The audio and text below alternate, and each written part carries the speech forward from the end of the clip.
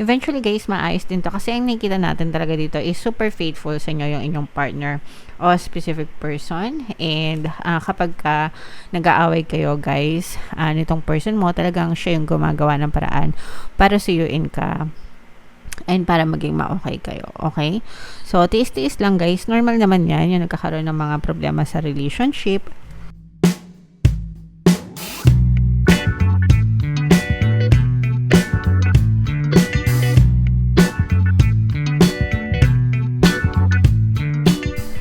Hello guys, hello Taurus, welcome back to Pinay Pixie Tarot. Ang pamagatang episode natin for tonight is timeless reading, no? Past, present, future para sa Taurus, Sun, Moon, Rising, Sign, and Venus.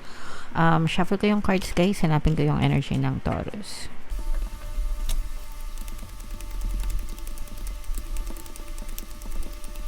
Ito guys, so Taurus, kayo ay represent ng Queen of Pentacles sa ating spread.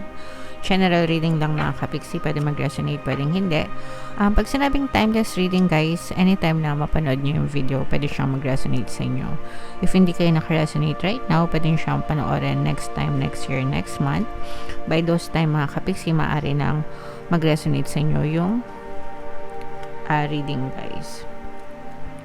So, itong spread na to guys, ito yung sa recent past nyo or yung past story nyo mga kapiksi. Meron ditong presence ng air signs, Aquarius, Gemini, Libra. For some of you, pwedeng may air element kayo sa inyong natal chart. For some of you mga kapiksi, you may have dealt with an air sign. You may be dealing with an air sign mga kapiksi. Pero, itong nakikita natin sa inyong recent past mga kapiksi, parang nagkaroon kayo ng a lot of confusion, a lot of naka-experience kayo ng mga toxicities, especially sa love guys, no? This is more on love, at least dito sa spread na to mga kapiksi, parang love energy yung nakikita natin.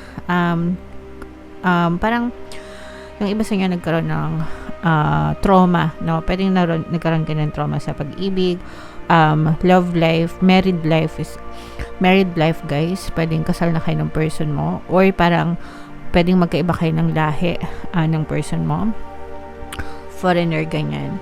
And yung iba sa inyo parang nagkaroon ng manipulation, especially kung ibang kultura yung person mo, tas parang na-manipulate siya ng kanyang family, parents, ganyan. Iba yung kultura nila sa kultura nyo, ganyan. So, tas nagkaroon ng conflict. In short, guys, parang may kontra dun sa relationship nyo in your recent past. Okay? So, this will not resonate with all mga kapiksi, pero this is more on love energy, yung nakikita natin sa inyo. Okay? So, comment down below if naka-resonate kayo, guys. So, parang dahil dito guys, kahit na, let's say for example, kahit na mahal nyo yung person nyo or mahal kayo ng person nyo, hindi naging madali para sa inyo yung inyong love story kasi merong hadlang sa pag-ibig nyo, especially in-laws guys. So tingnan natin how this story will unfold sa inyong present situation. Meron ditong presence ng earth signs at saka air signs, Aquarius, Gemini, Libra. Eto guys, ang nakikita natin dito is wow. Okay, so nakita natin dito yung hard work nyo mga kapiksi. Kumbaga parang tinrabaho nyo talaga para maging ma-okay kayo sa family ng person nyo, para matanggap kayo, no? And somehow yung iba sa nyo is nagtagumpay naman mga kapiksi. Kasi yung iba sa nyo parang pwedeng natanggap na kayo ng family. Parang hindi nyo rin ina-expect guys na matanggap din kayo ng family ng person nyo. And mawala yung mga blocks. Kasi for some of you guys, ganun talaga yung nakikita natin. And yung iba sa inyo, parang parang ginawa nyo ang lahat para mahalin nila kayo, ganyan. Parang pwedeng pinatunayan din ng person mo sa family niya kung gaano kanya kamahal. Kaya parang natanggap din nila eventually, na-accept din ng family ng person mo yung relationship nyo. Pwedeng baliktad, no? Pwedeng yung family mo yung kontra dun sa person mo. And ganun din, parang ginawa din lahat ng person mo para matanggap siya ng family mo. So eventually, right now nakikita natin na maganda yung pagsasama nyo, harmonious yung relationship mga kapiksi. At the same time, maganda din yung status nyo pagdating sa kaperahan guys. So, parang hindi nyo in-expect ito. Kumbaga parang sa yung kasabihan na sa hinabahaba ng prosesyon, sa simbahan din ang tuloy. So, parang hindi nyo in-expect na magiging ma-okay din ang lahat, but eventually nag-work siya in your favor. So dasal-dasal lang talaga, guys. Sa inyong possible future, guys, hindi naman may iwasan na magkaroon ng mga problema, mga challenges. So may mga frustrations na harapin kayo in the near future, mga kapiksi. Pero parang bahagi yon ng relationship para mas lalo pa kayong mag-grow, guys. Yung iba sa inyo, parang buntes. Comment down below if naka-resonate kayo. Parang buntes, naglilihi, may mga mood swings, no? Ganun naman talaga pag buntes, guys. May mga mood swings, ganyan. So, pwedeng nakaka-apekto yun. Kasi pagka may mga mood swings tas buntes, medyo mahirap talaga yung ugali or yung nararamdaman. And in your case, parang yung iba sa inyo, ganun yun na nakaka-apekto. Pero, at saka yung sinasabi ko sa inyo, guys, na parang feeling ko, yung isa sa inyo ng person nyo, marami pa kayong gustong gawin. So, it's either ikaw yun or siya. Parang marami pang gustong gawin in terms of career, in terms of finances, and parang sa sobrang dami ng gustong gawin, medyo nagkakaroon ng imbalance, medyo nagiging less yung priority sa love, mas napupunta sa money or sa finances, which doon nag-a-arise, doon, yun yung nagiging rot cause sorry, yun yung nagiging root cause, guys, ng mga pag-aaway nyo and mga misunderstanding nyo ng person mo. Okay, so eventually, guys, maayos din to kasi ang nakikita natin talaga dito is super faithful sa inyo yung inyong partner o specific person. And kapag nag-aaway kayo, guys, nitong person mo, talagang siya yung gumagawa ng paraan para suyuin ka and para maging ma-okay kayo. Okay? So, tiis-tiis lang, guys. Normal naman yan. Yung nagkakaroon ng mga problema sa relationship. Kailangan lang talaga nagko-compromise kayo, mga kapiksi. Alright? So, comment down below, Taurus. Ito, guys, i-mind nyo to kasi super ganda nito. Talagang nakikita natin dito na loyal and faithful yung person mo at saka talagang harmonious yung relationship nyo ng person mo. Okay? At least for now, sa iba sa inyo, talagang nakikita natin na na-overcome nyo yung mga struggles dun sa relationship.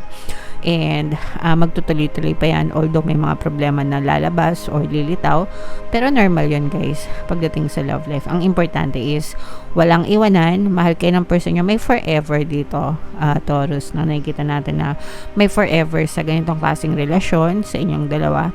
So, i-mind nyo yan, guys, sa comment section. Mine forever, mine loyal and faithful person, mine harmonious relationship.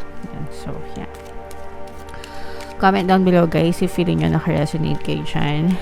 Tingnan natin yung additional na message sa inyo, guys. Shuffle ko to. Habang sinashuffle ko to, panoorin nyo muna yung video natin regarding sa ating paano mag-manifest ng abundance video course. Kapiksi, sawa ka na ba sa mga struggles at hirap sa buhay mo? Masipag ka ba at masikap sa buhay ngunit hindi ka pa rin umaasenso? Ilang beses ka na bang nag-attempt mag-negosyo at mag-invest pero palagi ka pa rin nalulugi? Sa pagkakataon na ito ay maaaring may subconscious beliefs ka na nagiging balakid sa iyong pag-unlad at pagyaman. Introducing, paano mag-manifest ng abundance video course. Dito ay matututunan mo ma-overcome ang mga balakid mo para tuluyan ka ng umunlad, umasenso, sumagana, maging matagumpay, successful at maswerte sa iyong kabuhayan, pera, trabaho, negosyo sa lapi at kaperahan ng bonggang-bongga. Dali, mag-send na ng email sa pinoypixitaro@gmail.com at simulan na ang iyong pagyaman ngayon. Alright, so sa lahat ng gusto mag-avail ng course, guys, yung promo natin for July, magbibigay ko ng 500 pesos na discount until July 31, guys. So, i-avail nyo na, sobrang ganda. And meron tayong bagong course, paano mawala ang third party at magkaroon ng harmonious na relationship. If nagkakaroon kayo ng problema sa mga relationship nyo, guys, super ganda nyan. Avail nyo na, mga kapiksi. So, ito yung mga additional na message para sa inyo. Una, we have focused intention, okay? Keep your unwavering thoughts, feelings, and actions focused on your target and you will make your mark.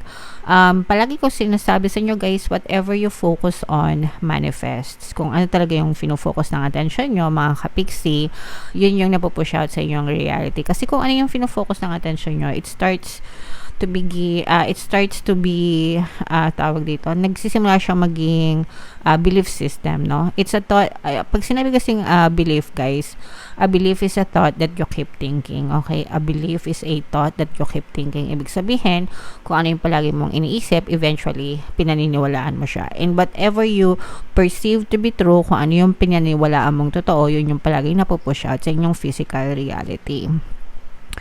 So, the more na fino-focus mo yung attention mo sa mga intentions mo, sa mga, ibig sabihin ng intentions, guys, what do you intend to happen? Ano yung gusto mong mangyari sa buhay mo, okay?